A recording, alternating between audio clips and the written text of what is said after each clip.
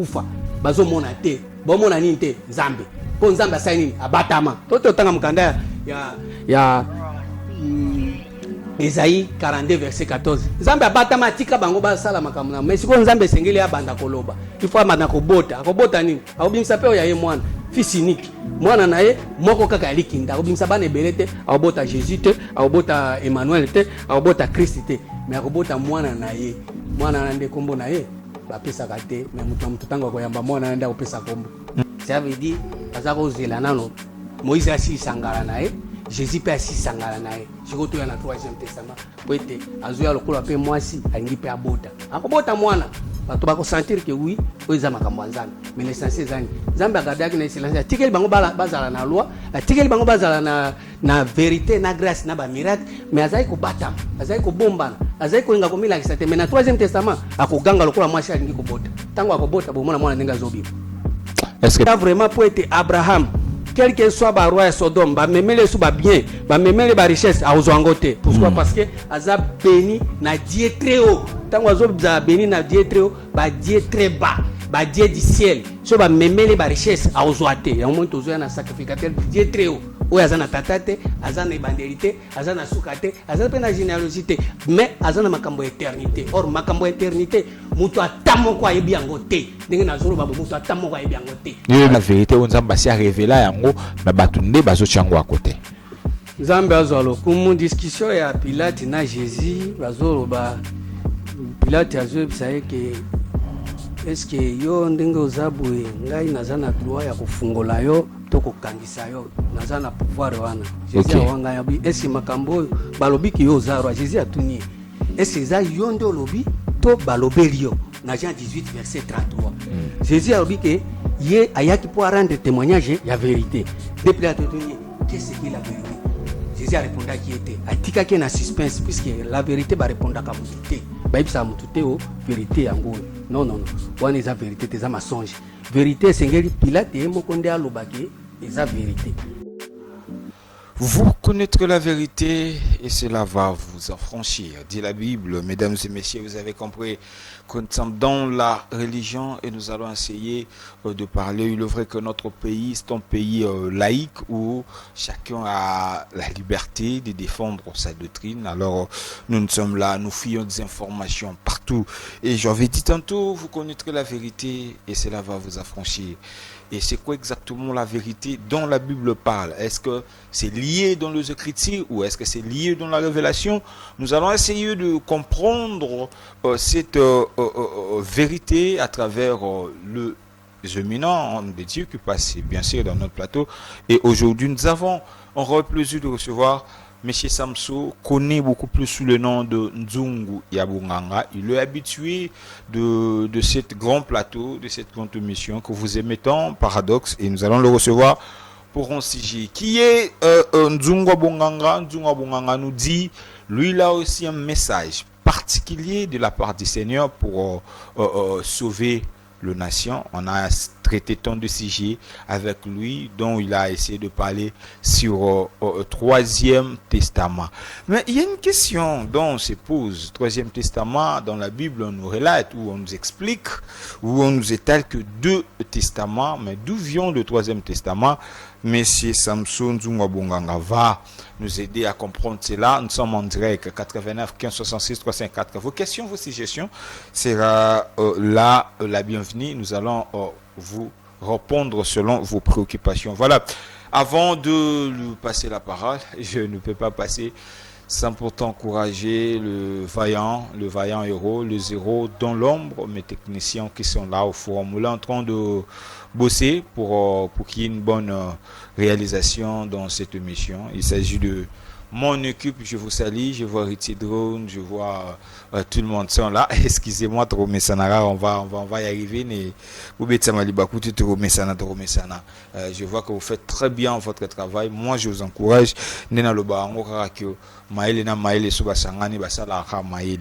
C'est quelque chose, on ne peut pas créer de débat là-dessus.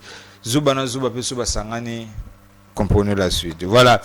Eh bien, nous évoluons, comme je vous avais dit tantôt, Monsieur Samso, tout bien Nzunga Bonganga. La question mbote, bonne santé. Mbote mingi, mbote na balandi na biso ya chaîne ya biso oyo ezali chaîne oyo ko permettre bato nakota na ndako na mitema ya bango po ete nakoti na ndako nakoti pe na mitema pona lakisa bango makambo etali bokonzi ya likolo. Yango wana santé za malamu. Santé za malamu. Babi message na oyo aujourd'hui message mais vous a rempli l'esprit te aujourd'hui ba frère que pensez-vous à cela le but va ko tsaka ndako trop. Après la sortie médiatique, non, santé dérangée au côté palin, sur la sortie au côté palin. Qu'est-ce qui se passe?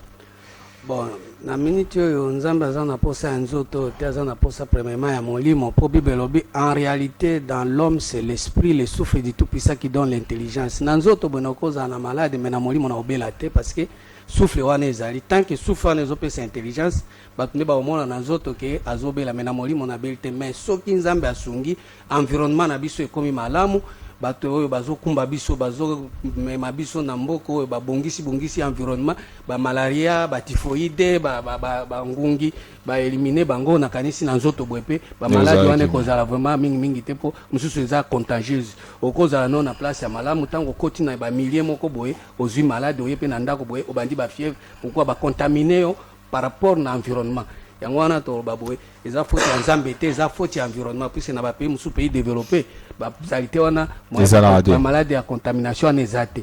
Très bien. Voilà, évoluons. Nayambio awa natina ya Troisième Testament. L'œuvre kolobela yango mwa mingi na ba émission na ngai nayambio pe mbala mingi. Lokola weza chena sikana lingi batu babandara ba on bandeli ya ko comprendre nzunga bonganga za nani. Et puis tant batu bakoyoka nzunga bonganga na yo moko entendement et sonner ndenge nini tant batu azoka nzunga bonganga ozoka terminaison na matoi ndenge kosala sikoyo bakoluka ba comprendre oza nani exactement. Na ndako ya nzambe aza na ba instrument na ye oyo ya asalelaka comme si biso na bandako toza na banzungu toza na basani toza na balutu toza na bakopo biloko nyonso wana eza biloko ezala na ndako ya nzambe mais parmi ba instrument ya nzambe nzungu mpe ezali ndenga nzungu oyo nazali tanke ofungoli yango mbala moko na kati okomona ke biloko eza na kati tango na kofungola kifiniko bandeke bakopumbwa ate etoki tango na kofungola kifiniko bandeke bakopumbwa tango bandeke bakopumbwa wana bakokende kopesa sango ke nzungu ezali makambo nyonso tokobanda koloba bomona ke makambo wana bandeke bazopumbwa bazolakisa bato ke nzela ya nzambe ezali yango wana na inga mingi kose présenter te na inga mingi kopesa détail ya makambo wana te mais l'essentiel ezali biloko ezo na nzungu puisque nzungu ekoza lokola enveloppe mais mkanda oyo eza na kati wana de bato bana posa batanga yango mingi na pesa priorité na meloba nzambe. Voilà, vous avez compris, et c'est par là que nous allons démarrer tout banda directement en attaque, nous allons appliquer le pyramide inversé. Moutoune Aliboye, où qu'on défendre le Troisième Testament, d'où est venue cette révélation? Est-ce qu'un colonne a pensé qu'il y a, ou est-ce que ça va être fort, la recherche na yo mokondo se retrouver que non pour nous sauver l'humanité, il faut appliquer le Troisième Testament, tout ezali message particulier où on colle le binayo que yangonde ezali pour na ko sauver l'humanité. Nzambe azwa lokumu prome ezali wana omoni tango Yesu aye abotami na libumu ya Marie.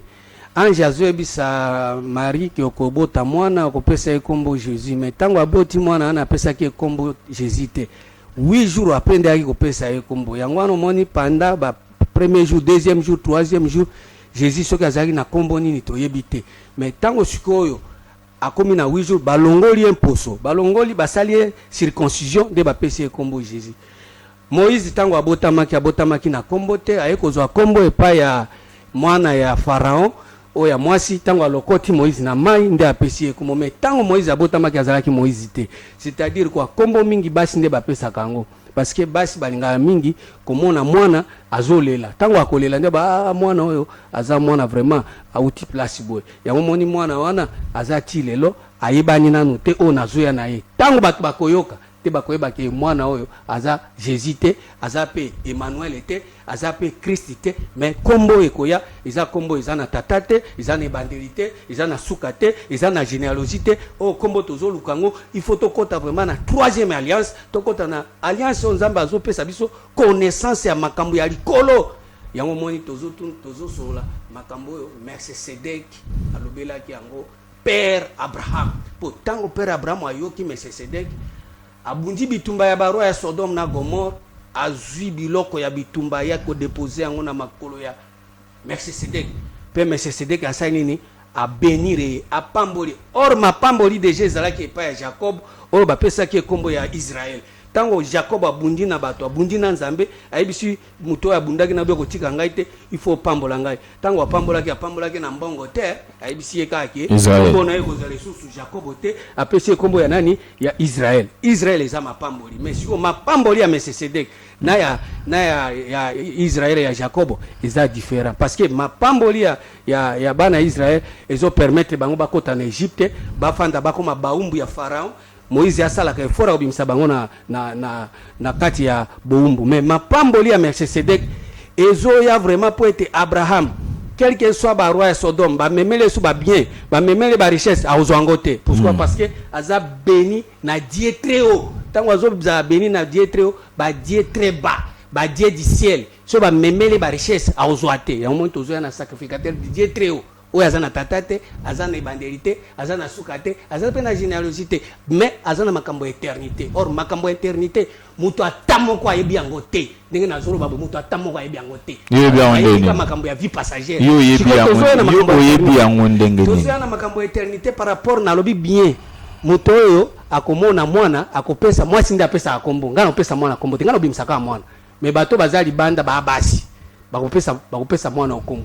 Parce que mwana oyo mais sur le troisième testament na uza tiré na nini sous basement na ngozane Nzambe azwa lokumu Moïse aye na loi Jésus aye na vérité na grâce Jean 1 verset 17 mais Melchisedek azwa na makambo ya loi te azwa na makambo ya vérité na grâce te na ba miracle te ya azwa na makambo éternité siko makambo éternité nde bato bayibi yango te makambo éternité muto atamo ko atikala kokota na makambo yango te yango siko moni ezuya na ndenge ya troisième testament pourquoi parce que pour kota na makambo éternité premièrement il faut la ravi okokota na makambo éternité te uza très bas il faut la ravi tango ko la ravi ndoko luka siko makambo éternité pour makambo éternité mukanda ya Colossiens 1 verset vérifiez à la maison nous sommes en direct Colossiens 1 verset 3 et le Bible si donc vous êtes morts si donc vous êtes ressuscités avec Christ cherchez les choses d'en haut où Christ est assis à la droite de Dieu. Affectionnez-vous aux choses d'en haut et non à celles qui sont sur la terre. Affectionnez-vous aux choses d'en haut. Toza na babiloko ya likolo. Toza pe na biloko ya terrestre. Toza pe na biloko ya ciel. Biloko terrestre Moïse muto yaki nango. Biloko ya ciel Jésus muto yaki nango. Siko Melchisedek azo na biloko ya terre likolo. Siko biloko ya likolo nde muto atamo ayeke ayebi yango te parce que na miniti soki bato bayebaka yango mbele mosanto mbele mosumu ki azate. Po batu nyonso basi babongoli motema mais lelo ndenge bayebi yango te yango moni masumu eza nango po mutan azomema masumu Moïse azomema masumu Jésus azomema masumu pourquoi parce que bango moko bazolatisa liloba nzoto sans prota garder dignité ya liloba bango bazotraduire bazotransmettre yango il faut batia balevire ebele mpona kosepesa. Est-ce que réellement troisième testament est tiré dans la Bible? Ils en a pas dans la Bible. Mukanda ya Esaïe 42 verset 14 et le Bible. Esaïe 42 14e verset et le Bible. J'ai longtemps gardé le silence. Je me suis tu. Je me suis contenu. Je crierai comme une femme au travail. Voilà motoye na troisième testament. Azaki na silence, azako lobate. Ami batela ki afanda ki nye. Ça veut dire azako zelana no. Moïse asi sangala na e. Jésus peut assis sangala nae. Siko to ya na troisième testament. Po ete azoya lokola pe mwasi alingi pe abota. Akobota mwana. Bato bako sentir que oui, oza makambo nzambe. Mais l'essentiel zani. Nzambe agardaki na silence. Tikeli bango bazala na loi, tikeli bango bazala na vérité, na grâce, na ba miracle, mais azai ko batam, azai ko bombana, azai ko inga ko mila kisate. Mais na troisième testament, akoganga lokola mwasi alingi ko bota. Tango akobota bo mwana ndenga zobi. Est-ce que peut-on dire aujourd'hui que tous en nous Ephésiens 4 qu'il a fait les incombes. S'il savait que troisième testament fouillé, pourquoi est-ce qu'il a choisi les disciples, il a choisi les 5 ministères pour l'édification de l'église? Parce que ce qui te l'a dit, par moi c'est comme ce troisième testament ça qu'on mettre à côté Ephésiens 4. Ephésiens 4, c'est très bien parce qu'il y a un verset 7 sur le Bible. Mais à chacun de nous la grâce a été donnée selon la mesure des dons de Christ. Ah ouais, ils ont makambo ya grâce. Ah ils ont makambo éternité. Ils ont makambo ya grâce. C'est-à-dire ils ont ba faveur. Bato bazo travailler pour être ba comme ndenge ba komi wana. Muto azo travailler pour comme docteur. Azo travailler pour comme apôtre. Azo travailler pour comme évangéliste. Azo travailler. Ils ont des bato nde bazo tia ya comme évangéliste. bato nde bazotia akoma apôtre bato nde bazosala ke akoma apôtre mais na kati na ye ki apôtre eza te na kati na ye ki pasteur eza te na kati na ye évangéliste eza te yango mona kotea bato bobongwama te po siko mpona nini parce que Melchisedek aye te Melchisedek aza roi de Salem azoya roi de justice azoya roi de paix or justice ya nzambe premièrement nano ifo ya Jésus amemaki justice te Jésus amemi vie passagère amemi parole faite chère so parole faite chère ezosala ke moto akoki olamuka na lelo na alamuki ka lelo na lobi akomi pasteur ayebi makambo ya nzambe te atangi makambo ya nzambe te asosoli makambo ya nzambe te nzambe pe alakisi ye te ye aza nani parce que il faut qu'on s'identifier pour nga so lelo par exemple nzambe alakisi nga na aminizier na kokoma jamais pasteur parce que na miyebi ke na aminizier na ko demeurer na kati ya aminizier mais komona lelo pasteur yemoko docteur yemoko ministre yemoko apôtre yemoko azo siko don wana azo ndenge nini ça veut dire à s'identifier qui te mais avec Melchisedek roi de paix roi de justice avant que muto akoma na titre oyo ibazolo bawana ya ki pasteur ya prophète ya docteur esengeli nano premièrement bafungola elola nalingi na pesa autant expliquer le mot awa je veux pas trop interrompre yo parce que les enseignements très vastes. Je vous promets aussi, vous qui nous suivez de partout, vous nous suivez en ce moment. Ben, numéro opérationnel. Envoyez vos questions, de la et puis à répondre uniquement à la question. C'est-à-dire le numéro qui est au bas de vos postes récepteurs, ça pourra vous permettre à benga. Pas maintenant, mais après l'émission. Ou soit si vous avez une question, au titre de l'émission, on a un message, tout comme c'est là, il va vous répondre. La Bible nous parle, je vais dire tantôt ici que vous connaîtrez la vérité. De quelle vérité? Est-ce que dans la Bible, il y a la vérité qui est cachée au nom de Batbaïbité et aussi en Batbafungola? On est Jean-Baptiste à l'Obagi na Jésus que dans un amakokia ko fungola la scène a été. Est-ce que ça n'a pas été caché? Oyo banana batu to ba élu to ba peuple de Dieu ba yebité onzamba zo senga révélé to ezana vérité onzamba si a révélé yango na batu nde bazo chango à côté. Nzambe azalo kumu discussion ya Pilate na Jésus bazolo ba Pilate azo bisaye ke est-ce que yo ndenge ozabwe ngai nazana droit ya kufungola yo to kokangisa yo nazana pouvoir wana Jésus awanga yabi est-ce makambo balobi ki yo zaro Jésus atuni est-ce ça yo ndo lobi to balobeli yo na Jean 18 verset 33 Jésus alobi ke ye ayaki pour rendre témoignage ya vérité de Pilate atuni qu'est-ce qui est la vérité Jésus a répondu qui était atika qui na suspense puisque la vérité va répondre à mutute ba ibisa mutute o vérité yango non wana eza vérité eza mensonge vérité sengeli Pilate moko nde alobaki eza vérité okobisa mutute ke o eza vérité vérité eza te o ba pesi o masolo yango moni vérité etikali leo na Bible mais soko koti na kati ya mutu ya vérité zate yango komona tangi Bible asilisi a enseigner bato azongi na bar azongi na boîte asali kindumba parce que kati na ye ayeba vérité te mais Bible vérité ya yebi ezali ba écrit ezali ba azo sonde ba écriture akanisi ke na ko sonde ba écriture ko ba de Genèse Apocalypse yebi nyonso na mutu ndio za vérité or na mukanda psaume avana koma na psaume na tangi 1 Timothée 2 verset 3. Cela est bon et agréable devant Dieu notre Sauveur qui veut que tous les hommes soient sauvés et parviennent à la connaissance de la vérité. Zambali mutu nyonso aponite ko ba pasteur o ba évêque o kaka pa pende azala sauver non mutu nyonso azala sauver akota na connaissance ya nini ya vérité. Na mukanda psaume 51 verset 8 yerobibwe. Mais tu veux que la vérité soit au fond du cœur. Fais donc pénétrer la sagesse au-dedans de moi. Vérité za libanda te, za na motema. Soki nzamba kotisi sagesse ta kati na yo, do bandi ko yeba vérité. Mais soki na motema ozo yeba eloko te, mais na masolo, na histoire, oyebi makambo nyonso. Eza vérité te za masozi. Yango moni nyoka yebaki ke mwasi asola ki na nzambe te. Yango asola ki na ye apesi ye lipa, apesi ye fruit wana ezaki mensonge. Yango moni ti lelo mwasi nde azo commander mobali afandi ni or sengelaki na jardin kuna mobali nde aloba puisque mobali nde ayosolaki na nzambe Adam nde asolaki na nzambe nzambe apesaki mibeko epai ya Adam so otaki na Genèse 2 verset 16 à 17 mais Adam afandi nye mwasi tellement ayebi makambo ya nzambe te abandi siko koloba na nyoka pe azongiseka est-ce eza ya solo nzambe alobaki tellement mwasi azalaki te abandi koloba makambo mosusu abi nzambe alobaki ke tokolia na nzete oyo eza ya mabe na malamu te eza na katikati. Or nzambe atiaki na nzete ya mabe na malamu na katikati te, atiaki na katikati arbre de vie.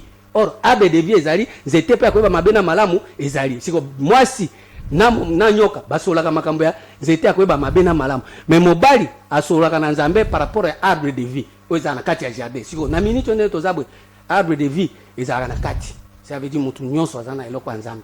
Siko mutu nyonso aza na eloko ya nzambe alinga komiluka te po ayeba arbre nini oyo aza nango, nzete nini oyo aza nango.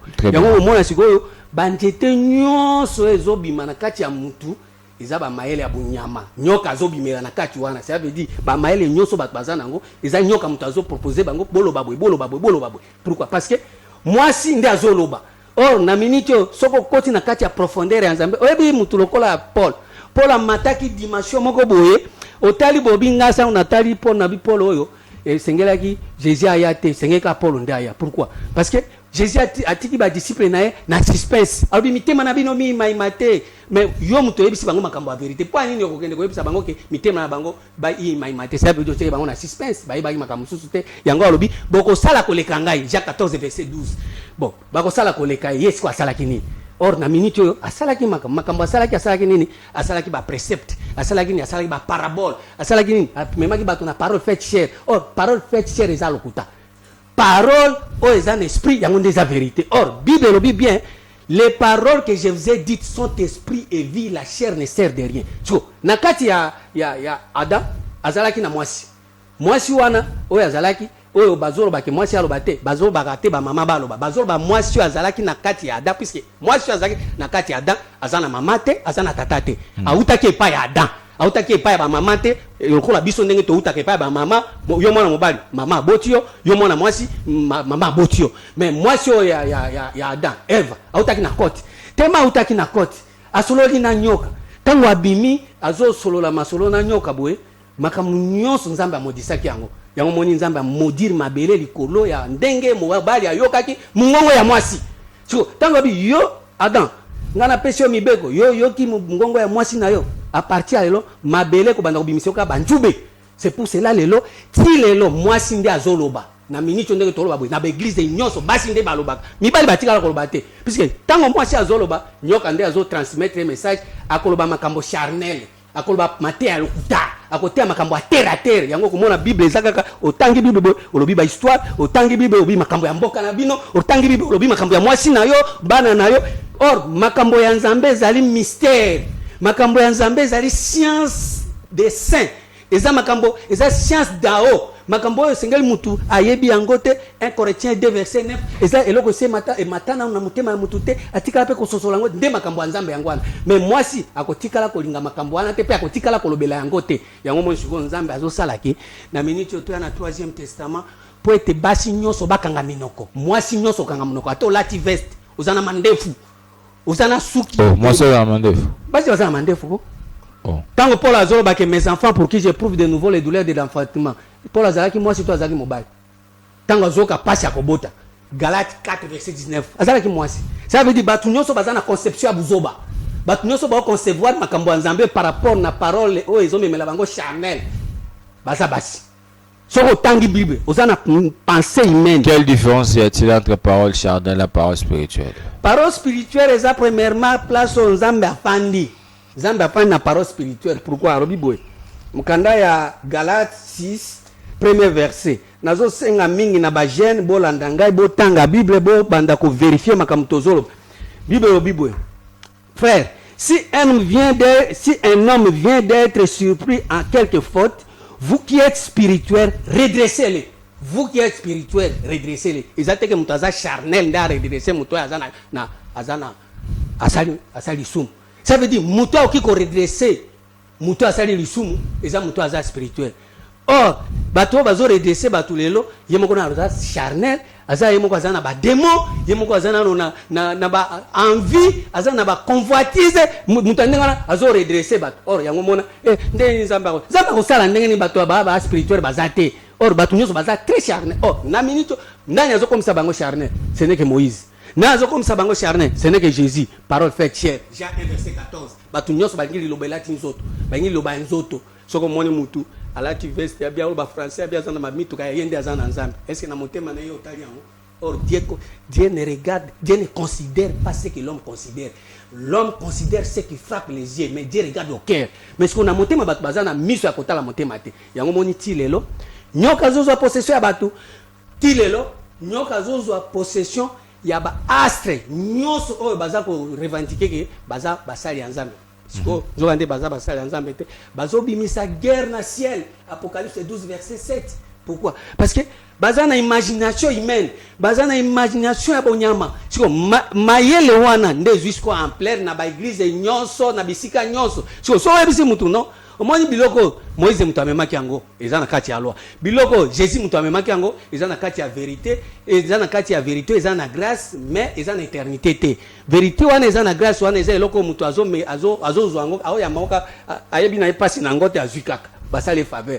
Or siko Melchisedek azoya te poko mutu azwa eloko andengwana makambo kosala bato ba faveur eza isuste mutu afandika bwe pa bonome eloko e bonomele yana na kati na ezate a travailler nano yango te classe nango atanga te siko yango mboke ko bonga ndeni mutu akobongisa makambo ndenge or na kati na nzambe siko ayebisaki mobali boye yo ndenge na zio na poussière na tie souffle na ngai na plantaki jardin nanga kende au garder au cultiver yango tango ko cultiver jardin avant oli mbuma ya jardin il faut toka pona ni tango ko toka ata oli mbuma na sima osala ki déjà musala mais musala na adam tikala ko sala te nde ti lelo batu nyonso bazo sambela nzambe ba sambela nzambe libanda ya jardin ça veut dire ba sambela nzambe na champ or na champ muto aza maître kuna za nyoka. Les serpents étaient les plus rusés de tous les animaux du champ. Ça veut dire les serpents de Azakuna.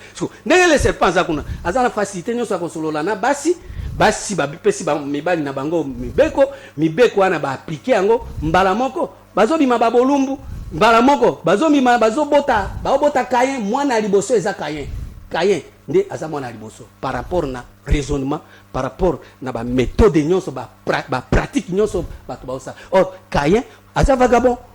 Caïn Zamba modisa Zamba permettra que Caïn azala pembeni na ye Zamba bengana Caïn na Genèse 14. Or esprit ya Caïn ndezo diriger ko bakomi asala boy boko sala ndenge bolingi wana tellement Caïn ndaza na kati e ko zala kaka nini bitumba koswana kowelana boko mutu atamoko ko bongwama azala puisque mabele déjà basi ba modire yango semence nyonso kokota nzamba sa modire yango moni siko Melchisedek azoya pour être ati a semence mususu semence nya ko semer il faut semer justice il faut semer paix pour être bato bakota na repos ba se reposer pour mutu atamo ko za na repos azate bato nyoso ba travailler na nini na butu or esengeli ko boya ko travailler na butu pour bato ba travailler ce qu'on a moi ba travailler na jour et si kanini connaissance ezali pour so mutu a travailler na jour ako brochete mais mutu nyoso a travailler na butu ako brocher mukanda Jean 11 verset 9 Bible.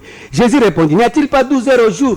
Si quelqu'un marche pendant le jour, ne bronche pas parce qu'il voit la lumière de ce monde. Mais si quelqu'un marche pendant la nuit, il bronche parce que la lumière n'est pas en lui. Ça veut dire que baza na connaissance était. Baza na boyebi nzambe te. Baza na boyebi approfondeur ya lobanzambe te. Mais ndenge baza na profondeur na boyebi ya lobanzambe te, baza na profondeur ya lobanzambe te, bakosala nini?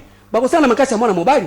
Makasi ya mwana makasi ya kibolenge makasi ya nini par rapport ndenge yemoko azo considérer que ndenge ezaboye il faut aluka mbongo il faut azwa mbongo akozwa mbongo ndenge il faut atang asimba bible akenango na bisi akenango na weze l'essentiel azwa mbongo mais makambo ya milimo ya bato ko sauver ba ame etali ete yango moi sikoyo molili na molili. Or Jésus apekisaki bato ba travailler na butu na Jean 9 verset 4 alobi boye Jean 9 4 alobi il faut que je fasse tandis qu'il est jour les œuvres de celui qui m'a envoyé. La nuit vient où personne ne peut travailler. Est-ce que baboulangerie batambola na basala na butute basala mais pas à Jésus butu eye mutu atambola ko travailler te mutu ko travailler te pourquoi yo yebi makambo nzambe te ososo no makambo nzambe te okini mbango ko sa makambo nzambe poani parce que ozo travailler na butu intérêt na yo or tant ozo travailler na butu nzambe azomona yo te batu bo mutu omona yo ezali diable parce que yenda azali prince ya ténèbres. Si on a mukanda ya psaume 19 verset 3 et le Bible.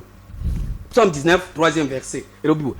Le jour instruit un autre jour et la nuit donne connaissance à une autre nuit. Est-ce que makambo ozo tanga oyo? Oso monango. Le jour instruit une autre jour. La nuit donne connaissance à une autre nuit. Donc, au moins, on a zolo ba bato bazana butu ba yoka ngaite. Et là, c'est le terme qui symbolise butu na tinini. Mutu azana ignorance, akende pas mutu ignorant, akotea ye, bako yoka na bien. Mais mutu azana bososoli. Soko memele makambo ya butu, akoboye. Akoyoka yango moni ya azan crédit te makambo yo zo memela ye. Azolanda yo azotala makambo zolo bazomona ka ozolo baka ndenge batu nyoso balobaka. Ozosaka ndenge batu nyoso bosa. Akozwa ngote mais ya azoluka lumière, azoluka lumière pourquoi? Parce que azana posa alongwa na état oyo ya azana ngo a changer comme na état mususu pourquoi? Parce que mkanda ya Psaume 36 verset 10 il Bible car auprès de toi est la source de la vie. Par ta lumière nous voyons la lumière. Par ta lumière nous voyons la lumière. C'est-à-dire troisième testament ils ont la lumière. Mais muto ya zana kati na ye na mwa boyebi ata muke a ososola. Mais muto alingi boyebi te. Po il y a de ces gens là o balinga boyebi te. Bango balinga mwinda te balinga kaka tieza na molili. Soko periseli bango mwinda régide et asne bako boma yango. Po ani ba mesana kintoki. Si autant aux autres aujourd'hui l'église n'engaza se conduire en étant porteur il y a un message il y a troisième testament. Est-ce qu'on peut dire que bateau ba ko enseigner les paroles de Dieu? Est-ce que baza parmi Matthieu 24 tout exact que bateau baza ko enseigner baza habilité té ya ko porter message parce que Matthieu troisième testament côté. Zambe azo alokumu mkanda ya Jean 9 premier verset et le Bible.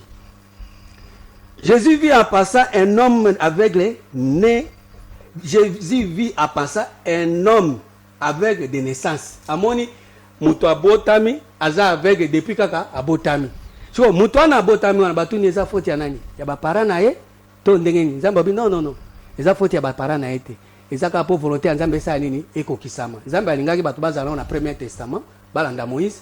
Nzambe alingaki batu bazala na deuxième testament balanda Jésus. Mais ndenge azoya na troisième testament il faut aussi banda kosala ke ba aveugle ba banda komona puisque ba aveugle ba bazaka komona te ba botami aveugle ti lelo bazaka ba aveugle aveuglement ezo ya ndeni depuis Adam akanga Eve misu akanga Adam misu wana ya kokanga wana nde batu nyonso bazobota makaka na misu wana ya kokufa bazomona te bomona nini te Nzambe po Nzambe asai nini abatama toto tanga mukanda ya Esaïe 42 verset 14. Nzambe abatama atika bango basala makambo na mais siko Nzambe sengeli abanda koloba. Il faut amana kobota. Akobota nini? Akobimisa pe ya ye mwana, fils unique.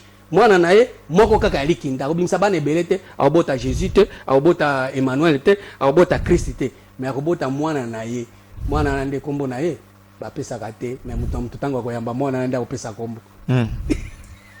Non, ça te contredit celui qui a le fils à la vie. Problème est zani, celui qui a le fils sur la vie, mais basimi balé. Oh Salomon ba mama na bango bayaki na ye akata makambo na bango. Mama oyo mwana na zaki na bomoy. Atikelaki bango bana. Atike bango zo mwana bobo maete. Pona nini? Po ayebiki mwana za ye. Mukolo mwana ye banaka. Ça veut dire makambo na koloba. Tango na koloba boyeka biloko oyo euti pa kinganti. Eko ute ata mtu msusu ameki ko balola kotisi yango parole fait cher mais tango bakomona kama mwana bike po biso to mesana ko tikela bango bana ça veut dire tebo yebi ya solo tikeli bango balinga te mwana anako kene ko travailler na mtuna bango parce que olakisa bango ke bozo boma pe milimo abato bozo tondisa mbongo na ba poche mais yeba ke milimo ezo souffrir or tango mutu azokufa na kati na ignorance amena ye ezali na yo muto me manke na nzela libunga. Parce que tozana nzela ya muke, tozana nzela ya munene. Yo tambisi na nzela ya munene. O batu nyoso bayebi. Mais nzela ya muke otikala ko lakisa bango te. So ye akufi. Azako peso dimi, azako peso offrande. So molimo na ye wana. Okomona ke de génération à génération, Nzambe akomi ko modire déjà bato ba semaki semence ya mabe na mitu ya bato. So tango yo zo sema ozo sepela parce que ozo zo mbongo, ozo tomba ozo somba ba mituka, mais mutu wana yeba ke lelo na lobi. Na yope beaucoup kufa. Parce que bao te a message terrestre non lobi charnel, conséquences ces années. Mbanu na bango zanine. Problème est pour les va falsifier parole de Dieu. Nzambe azoya na miséricorde, azan Nzambe ya mawa. Ndenge tozoya na troisième testament, toza na posa te ke batu nyonso bakufa. 1 Corinthiens 15 verset 51 elobi boye. 1 Corinthiens 15 verset 51 elobi boye. Voici, je vous dis un mystère. Nous ne mourrons pas tous, mais tous nous serons changés esengeli sikoyo bato oyo batikali bachange babongwama babongola mitema balongwa epai ya Moïse parce que Christ azomettre fin ya Moïse loi tango ozolongwa epai ya Moïse okoloba te na kosambela lisusu te il faut bande suko tambwisa molimo na yo mpo bande suko sambela tango kosambela siko Bible ebi la foi vient de ce qu'on attend. Ce qu'on attend vient de la parole de Christ. Il faut que bande koyoka Christ. Or Christ c'est un mystère. Colossiens 2 verset 2 à 3. Esika nini sagesse ya Nzambe efandi, esika nini intelligence ya Nzambe efandi, esika nini science ya Nzambe efandi. Il faut suko luka yango. Koluka yango Yesus. Il faut koluka yango. Puisque obanda koyoka sikoyo batangi Bible oyoki sagesse. Batangi Bible oyoki intelligence. Batangi Bible oyoki science ya Nzambe. À ce moment-là, Christ Jésus a commis fils dans sa maison et sa maison c'est nous. Hébreu 1 Hébreu 3 verset 6. Zela natangango parce que Christ soki aye afanda ka libanda ya mutu te. Hébreu 3 verset to bandatana 4. Chaque maison est construite par quelqu'un, mais celui qui a construit toute chose c'est Dieu. Oya keri biloko oya atongi biloko nyonso eza Nzambe. Na wapi atongi biloko nyonso wapi? Eza yete mutu otonga bâtiment, mais ya tonga na kati ya bomo ya mutu. Nzambe kobanda kotonga biloko nyonso na kati ya bomo ya mutu. Pour Moïse a été fidèle dans toute la maison de Dieu comme serviteur pour rendre témoignage de ce qui devait être annoncé. Okay. Mais Christ l'est comme fils sur sa maison. Et sa maison c'est nous. Sa maison c'est nous. C'est-à-dire, il faut que nani Christ. Ça veut dire bakuta mystère, bakuta science ya Nzambe, bakuta connaissance ya makambo ya Nzambe. Bakoki koyepa na yote bakutika kozana mbongo, ozana mutuka, ozana ba église, ozana bandimi, mais kati na yo Christ azate. Yango moni Paul alobi, mes enfants pour qui j'éprouve de nouveau les douleurs de l'enfantement jusqu'à ce que Christ soit formé en vous. Chacun de nous, il faut faire l'effort à côté sa Christ na kati na. Or Christ ezali mystère. Mutu na mutu akota na kati ya mystère ya Nzambe. Pos tango to kota mystère ya Nzambe, Jésus a Jésus na poite, Moïse a Jésus na poite, Emmanuel a kozala na poite, ba prophète ba kozala. Poya ndenge nini baza. Ça veut dire baza ba konzi. Baza ba banda korenye ba korenye lisusu te. Mukanda ya 2 Corinthiens 5 verset 14 et le Bible. Car l'amour de Christ nous presse. Parce que nous estimons que si un seul est mort pour tous, tous donc sont morts. Et qu'il est mort pour tous, afin que ceux qui vivent ne vivent plus pour eux-mêmes, mais pour celui qui est mort et ressuscité pour eux. Ça veut dire, tango koti si Christ na kati na yo, Christ akoya na kati na yo kuna abomina no premièrement Jésus, parole faite. Oya kati. Oya kati. Abomi Jésus. Tango akoboma Jésus, ye moko sikoyo tango akosekwa na makambo ya sika. Comme une nouvelle créature, comme un renouvellement de l'intelligence. Romains 12 verset 2. Comme kokanisa makambo mususu différent na bato bazana Moïse, différent na bato bazana Jésus Christ. Akufa na nute puisque Jésus Christ faut akufa. Jésus Christ faut akufa. Pour ceux qui akufi te akosekwa pete. Yango moni sikoyo tango Jésus azokufa azwaki ba deux brigands. Ba tie moko na gauche, moko na droite. Bois sec, yemoko bois vert. Bois vert pourquoi? Parce que azaki na mai a contaminé batu na ba mai ya salité. Ba message à lokuta, message ko kene poto, okobala mbulo ya yo. Mais obonga osoma mapam. Okoma député mbulo. Moyen ya bato bakota na royaume ezate yango mona Matthieu 10 ntango makambo et comme ndongo Matthieu 10 verset 7 et le Bible. Matthieu 10 7 et le Bible. Allez prêcher et dites, le royaume des cieux est proche. Le royaume des cieux. Alors, dites que le royaume de la terre, alors dites que le royaume des ciels. Parce que le royaume du ciel place Jésus à ça. Jésus à en ciel. Le royaume de la terre place Moïse à Zali. Place au bâtonnier, sur le terre à terre. Le royaume du ciel, et si kanini ba astre bazali, bazana ba maele ya muke boyebi ya muke, mususu azana boyebi ya étoile, mususu azana boyebi ya soleil, mususu azana boyebi ya lune, mususu azana boyebi ya lampe. Mais mukolo ba bomaki Jésus, ba étoile nyonso ekbeya kinase. Oh, tango ba bomaki Jésus. L'étoile quoi? Ba soleil nyonso ana ibambana kinase. Pourquoi? Parce que et ambuyaki déjà batu. Tango ya ambuye batu, tango bozo boma parole faite chair yango pe fo elongwa. Po tango ekolongwa na nde vie nango ezai suzute. po tango vie kozala te nde Kristo sikoyo akobanda kosekwa o Nzambe na koka makambo aboye na kotosa makambo aboye na kotia litoi po ayoka makambo oyo makambo ebongo allez-y pesa makambo sunga milimo allez-y nous t'avons Romains 1 verset Nzambe sunga milimo elobi boye Romains 1 verset 3 et qui concerne son fils né de la postérité de David selon la chair et déclaré fils de Dieu avec puissance selon l'esprit de sainteté. Au moins ce qui a sekui na esprit ya bo santo ya sainteté. Or nzamba za na posa ke biso nyonso ndenge toza ba sumu kiboye to sekwa na vie mususu ya sainteté. To sekwa na corps ezali corruptible te. To sekwa na corps ezali corruptible. Liseko ezali ezali renouvellement de l'intelligence. Liseko ezali ezali mutu abanda kokanisa makambo mususu au-delà oyo azali kokanisa liboso nde osekwi nde obandi kokanisa makambo siko ya bonzambe siko tango banda kokanisa makambo wana nde okoti siko na contact na bonzambe or po kokanisa makambo wana il faut nzambe premièrement a baptiser nano yo na Saint-Esprit pour ceux qui Saint-Esprit te okosekwa te parce que Saint-Esprit nde yaka kosekwisa mutu kolakisa mutu puissance force et puis ça mutu force Pense à nini na koka kotika masumu te na kotika libala wana te na kotika mwasi wana te poza na Saint-Esprit te na kotika matea wana te na tika yango ndenge ni yango nde bigisa na poza na Saint-Esprit te pourtant au Saint-Esprit koya et précieux puissance quel que soit mbongo liaka na mabonza ba nini oza musali nzambe toko sundola ngo ke koluka musala nayo parce que force wana e ko permettre yo okota na makanisi mususu oyo zo batela ame na yo po ozo linga te ame na yo péché. Or, Bible dit que l'âme qui pêche, c'est celle qui mourra. Ozo péché na âme na pour. Voilà, ça c'est très bien. Nous sommes arrivés à la fin. Monsieur Samso, je vous accorde une minute. Qu'est-ce qu'on peut retenir par rapport au Troisième Testament? Bananzambe ba Olanda yo, basala nini, ba comprendre nini. Troisième Testament ezali loi de silence. Ezali loi ezoya, ezali loi moko ezoya na silence. Silence pourquoi? Parce que Moïse azo ganga.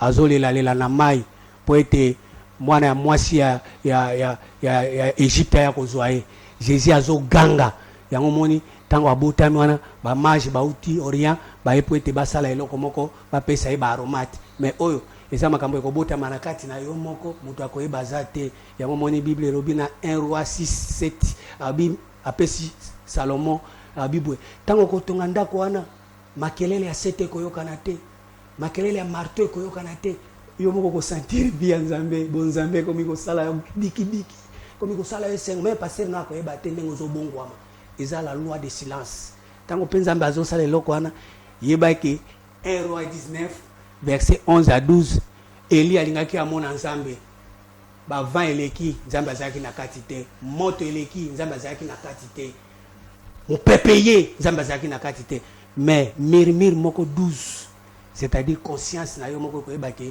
nazaki na nzambe te il faut sikona luka nzambe siko muto okokosa na ye mutu okokosa ne pas okokosa pasteur mais conscience na okokosa ngo te mais siko tozoya po to rétablir bato bazongisa conscience to réanimer esprit ya bato to réveiller esprit ya bato. Troisième Testament eza nzambe kaka nda zoya po voilà. Kokota na kati na bomo na yo par rapport na Jean 14 verset 23 yango moni tango koyoka eloko wana obandi koyemba njembo Zambe molimo kabanga yoyo.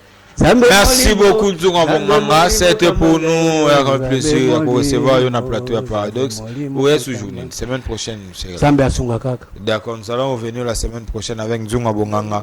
Envoyez vos questions, envoyez tout ce que vous avez comme préoccupation, il va vous répondre parce que on évolue par rapport à message. C'est ce qui nous pousse. Il y a pourquoi répondre. En tout cas, n'hésitez pas. Il y a un numéro affiché au récepteur. Nous allons vous répondre. Merci Nzunga Bonganga. Merci semaine prochaine trouver sous ce pan pour éclairer le peuple de Dieu. Même tout le monde a tourné à bout. Yo apparemment nous rencontre bénédiction. Mais Bible lobby chercher pour le moment au royaume des cieux. Ce que nous avons vu déjà beaucoup de l'école, c'est qu'il est aussi censé de recevoir ce qui est matériel. Mais pourquoi yo comme rencontre? Premièrement, il faut esprit na no ezo bénédiction. Après nous autres ezo. Mais nous autres ezo banda. Ils ont un chagrin. Or, la bénédiction de l'Éternel qui enrichit, qui ne fait sur vos questions. Merci à toute l'équipe. Si vous avez médité, merci à cette équipe costaud. Merci d'être là, présent. Merci le vaillant héros. Merci. Moi je vous encourage. Vous faites très bien. Vous faites très bien votre boulot, votre travail. En tout cas, nous sommes là que pour vous soutenir aussi parce que bon ça la biso maman là mon boy on doit quand même penser à vous. Merci Nzunga Bonganga. Merci Penamino Babolandi biso de partout. Que Dieu bénisse le Congo. Que la paix quitte nos esprits. Portez-vous bien. Au revoir.